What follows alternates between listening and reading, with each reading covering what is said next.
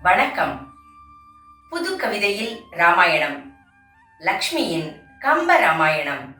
எழுதி வாசிப்பவர் உங்கள் லக்ஷ்மி ரவி. வணக்கம். தொடர்கிறது லக்ஷ்மியின் கம்ப ராமாயணம். பகுதி 5. குலமுறை கிளத்துப் படலம்.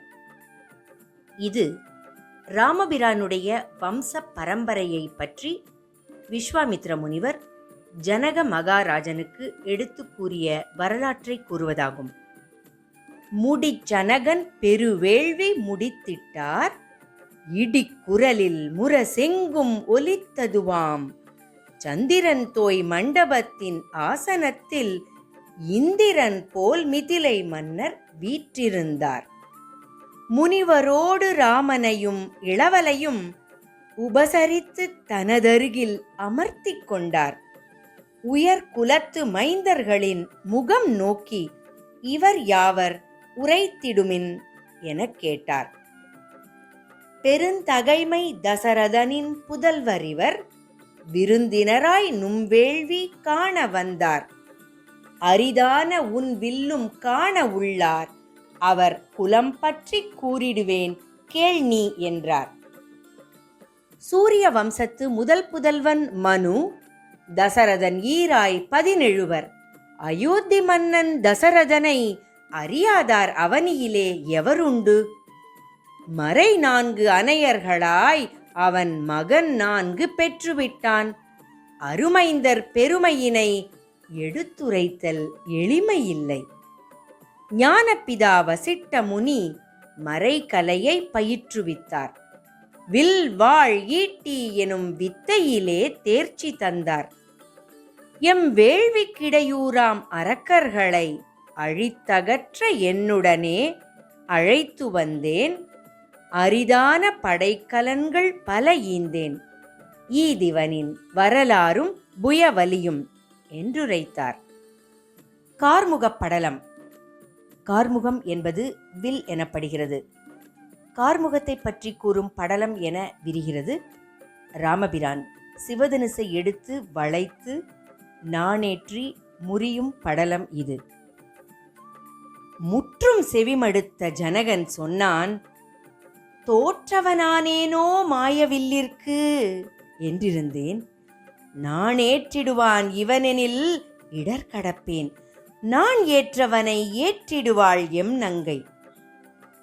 முக்கணன் வில்லினை இக்கணம் அருள்வீர், குன்று போன்ற கட்டமைந்த வில்லினை ஈண்டு கொணர்மின். பணித்தனன் கார்முகச் சாலையின் காவலர்களை. உருவலி களிரொத்த மேனியர், செருமயிர் கல்லென்ற தோளினர், 60,000 ஆட்களும் இடையிடையே தரிமடுத்து தோள் சுமந்து எடுத்து வந்தனர். மன்னனின் ஆணையால் கொணர்ந்த அவ்வில்லை மண்ணின் மேலிடம் அமுங்கிட வைத்தனர். வந்திருந்த வேந்தர்கள் இதனை வளைத்திடல் எவரென வியர்த்தனர். சிவனோ அரியோ அன்றி யாருளர் அவனியிலே இவ்வில்லை தீண்டுதற்கு? அவனே வந்ததில் நாணேற்றின் நங்கையின் வாழ்வும் சிறக்குமென்றார் சிலர். நாகங்களுக்கரசனாம் ஆதிசேடனோ, பார்க்கடல் கடைந்த மந்திரமலையோ, விண்ணின்று மண்ணில் வீழ்ந்த இந்திரவில்லோ இது என்றெல்லாம் பேசினர்.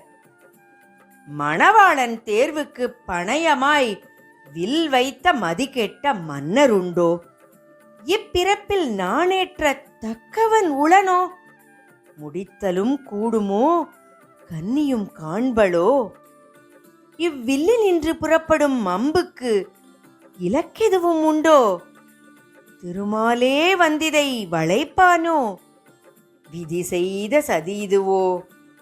பலவாராய் பேசினர். வேதனை அளிக்கின்ற வில்லையும், மாதினை எண்ணி வருந்தும் மன்னனையும், யானை கன்று போலிருக்கும் ராமனையும் பார்த்தவாறு சதானந்த முனி கூறலுற்றார். உமையினை இகழ்ந்தான் தக்கன் ஒருமுறை, பின் அமைத்தான் மிக பெரும் யாகம் ஒன்றை. அதனால் சினந்த சிவனும் ஏவினன் இவ்வில்லை, அது வதைத்தது தேவரை, அழித்தது வேள்வியை. வானவரின் பல்லும் கரங்களும் உடைந்தன. அவர் புகாத இடங்களில் புகுந்து பதுங்கினர். வேண்டினள் தேவி. ஏற்றனன் முக்கணன் அமைதி கொண்டு பின் முனிவு மாறினன். தண்டின் சிறப்புடை அவ்வில்லை ஜனகனின் முன்னோர் வசம் சேர்த்தான். வில்லின் வலிமையுரைத்த மகாமுனி செல்வியாம் சீதையின் கதை தொடர்ந்தார். வேள்விச்சாலையை செப்பனிட பொன் கலப்பையால் நிலத்தை உழுகையிலே கொழுமுனை தொட்டதும் ஒளிவடத் தோன்றினள் பார்க்கடல் அமுதமாம் திருமகள் சீதை. நற்குணங்கள் பல பலவும் போட்டியிட்டு பொற்செல்வி தாழ் பணிந்து அடைந்ததுவாம். பெருந்தவம்தான் புரிந்ததுவோ இவ்வழகு, தவக்கொடியாம் சீதை வந்து சேர்வதற்கு. வில்லை வலிப்போனே நங்கை மணாளன், சொல்லில் உறுதியாய் யாம் இருந்தோம். மணம் செய்ய மொழிந்த பல மன்னர்களும் யானையையும் சேனையையும் கூட்டி வந்தனர். வளைக்க முயன்ற மன்னர் பலர் எடுக்க முடியாமல் சிரமப்பட்டனர். சினந்த அவர்கள் போர் தொடுக்க முனைந்து எதிர்த்தனன் ஜனக மன்னன். குறைந்தன மன்னனின் மாபெரும் படைகள், இருப்பினும் கருத்தினில் உறுதியாயிருந்தான். நடப்பதை விருப்புடன் நோக்கிய தேவர்கள் பொறுப்புடன் ஈந்தனர் பெரும் பல படைகள். வில்லி நின்று நானேற்ற எவருமே இல்லை, மங்கள நான் கழுத்தினிலே ஏறுவதெப்போ? இன்று இவன் நானேற்றி விடுவானே எனில் நன்று. நங்கை அவள் நல் இளமை நலியாதென்றான். முனிவனுரை முழுவதையும் முடித்தரித்த கௌசிகன் முடியும் வரை செவிமடுத்து குறிப்பெடுத்தான். பின் வடிவான ராமன் தன் கருணை முகம் நோக்கிட்டான். உட்கருத்தை வில்லாளன் உணர்ந்து கொண்டான். வேள்வித்தீயுள் ஆகுதினை பொழிந்த விடத்திலே பொங்கி எழும் கொழு கனலாய் தசரத புத்திரன் அங்கிருந்த வில்லெடுத்து வளைத்திடத்தான் ஆசனத்தின் மீதிருந்து அனலாய் எழுந்தான். அழிந்தது வில்லென ஆர்ப்பரித்தனர் விண்ணவர். மொழிந்தனர் ஆசிகளை முப்பகை வென்ற முனிவர்கள். களிரொத்த இவன் வில் வளைக்காவிடில் கன்னியோடு தீக்குளிக்க முடிவெடுத்தனர் மங்கைகள். இப்பிள்ளை சீதையை மணமுடிப்பேனெனில் கொள் என இவனிடம் கொடுப்பதை விடுத்து வில்லினை வளைத்திட வேண்டுமென்று இவ்வள்ளலை கேட்டது பேதமையன்றோ? தோகையர் இவ்விதம் சொல்லியிருப்ப தேவர்கள் மகிழ முனிவர்கள் வாழ்த்த எருதும் சிங்கமும் யானையும் நாண வீறு நடையுடன் வில் நோக்கிச் சென்றான் ராமன். மலை போலிருந்த அவ்வில்லை மாலையைப் போலவன் எடுத்து விட்டான். இமைத்திட மறந்தனர் சபையோர்கள். அங்கே நிகழ்ந்திடும் அதிசயம் நோக்கலுற்றார். ஒரு நொடி பொழுதினில் வில்லேந்தி திருவடி அடியினில் நுனியூன்றி மறுமுனை நாணை பூட்டுதற்காக எடுத்தது கண்டார். இற்றது கேட்டார். முறிந்த வில்லின் முழக்கத்தை கேட்டு அதிர்ந்து போயினர் அமரர்களெல்லாம். அரண்டு போனது ஆதிசேடன் எனின் ஏனையோர் நிலையினை பகர்வதெங்கனம்? கண்ணுற்ற விண்ணோர் பூமழை சொரிய வான்மேகம் பொன்மழை பொழிய முனிகணங்கள் ஆசி கூற பன்மணிகள் கடல் தூவ நல்வினை பயந்ததென ஜனகன் பயந்தெளிந்தான். முழங்கத் தொடங்கின பல்வகை வாத்தியங்கள், பொங்கி எழுந்தன முன்னீர் நிலைகள். அமுதகீதம் பாடினர் மங்கையர்கள், மகர யாழை மீட்டினர் பாணர்கள். தசரத மைந்தன் தாமரை கண்ணன் மானுடன் அல்லன் நாரணன் இவனென்றும் சளைத்தவன் இல்லை இளையானும் என்றும் களிப்புடன் பலரும் பற்பல சொன்னார். இவ்விடம் செய்திகள் இவ்விதம் இருக்கையில் அவ்விடம் மாடத்தில் ஐயனை கண்டவள் விம்மிடும் மனத்தொடு ஏங்கி நின்றாள். அவள் எவ்விதம் தம்முயிர் தாங்கிக் கொண்டாள்? புண்பட்டு உள்நைந்து விம்மி அழுதழுது துன்பமே உருவாகி பிராட்டி இருக்கையில் நானேற்றிவில் முறித்தான் என்றபடி ஓடி வந்தாள் நீலமாலை எனும் சேடி.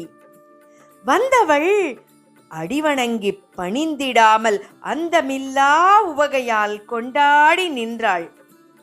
அர்த்தமற்ற அவள் செயலால் சினத்துடனே சிந்தையில் புகுந்த செய்தி என்னடி சொல் என்றாள். பெரும்படை உடையான், கல்வி மேம்பாடு உடையான், அள்ளித்தரும் நீள்கை உடையான், அழகிலும் மேம்பட்ட இவன் தசரதனின் புதல்வனாவான். திரண்டு நீண்ட புயமுடையான், பரமனோ வெனும் ஐயமுடையான், பற்றகன்ற முனியோடும் இளவலோடும் வில்லேந்தி வந்திருக்கும் அவன்தான் ராமன். கோமுனியுடன் வந்தவன் என்றும் தாமரை கண்ணினான் என்றவள் சொன்னதும் ஆம் ஆம் ஆம் அவனேதான் என பூரித்தாள். அவனல்லன் என்றாயின் இறப்பேன் என சூளுரைத்தாள். கமலத்தோன் பிரம்மன் படைத்திருந்த வில்லரும் ஓசை முழங்கியதும் மன்னன் எல்லையில்லாத பெருமகிழ்வுடனே கௌசிக முனியை தொழுது வினவினன். பெரும, நின் புதல்வன் திருமணத்தை ஒரு பொழுதில் முடிப்பது நும் விருப்பமோ? முரசறிந்து தசரத மன்னனை அழைத்து முறைப்படி நடத்துதல் நும் வேட்கையோ?